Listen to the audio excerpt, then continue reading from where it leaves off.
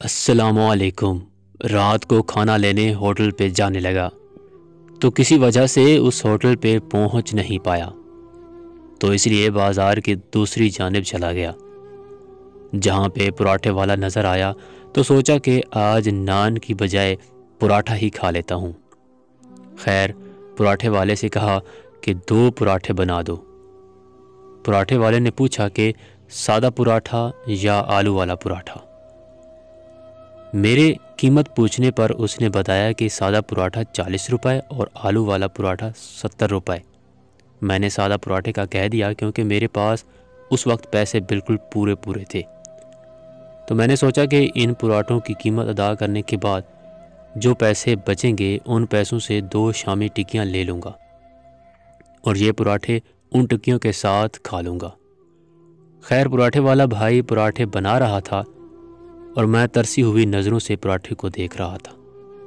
تبھی میں نے محسوس کیا کہ میرے علاوہ بھی کوئی اور ان پراٹھوں کو دیکھ رہا ہے۔ جب دیکھا تو وہ ایک بدحال سا شخص تھا جو کبھی میری طرف دیکھتا اور کبھی بڑے سے توے پر بن رہے پراٹھے کو دیکھتا۔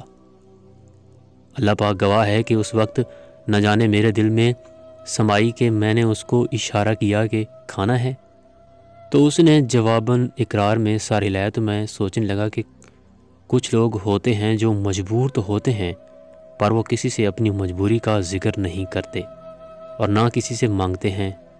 بہرحال میں نے پراٹھے والے بھائی کو ایک اور پراٹھے کا آرڈر دیا، تو پراٹھے والے بھائی نے پوچھا کہ سادہ یا آلو والا؟ تو میں نے سادہ کہا تو پاس کھڑا وہ بدحال شخص فوراً بولا کہ نہیں آلو والا پراٹھا۔ تو میں نے سوچا کہ بیڑا تر جاوے، کہیں اس کی اگلی فرمائش دہی کی نہ ہو جائے، اور میرے پاس تو اور پیسے بھی نہیں ہیں۔ خیر، مختصر یہ کہ اگر ان پراٹھوں کے ساتھ ملے اس اچار کے ساتھ یہ پراٹھے کھائے تو یقین جانیے کہ اس کا ذائقہ کسی بڑے سے بڑے 5 سٹار ہوٹل کے مہنگے کھانے سے بھی بڑھ کر تھا۔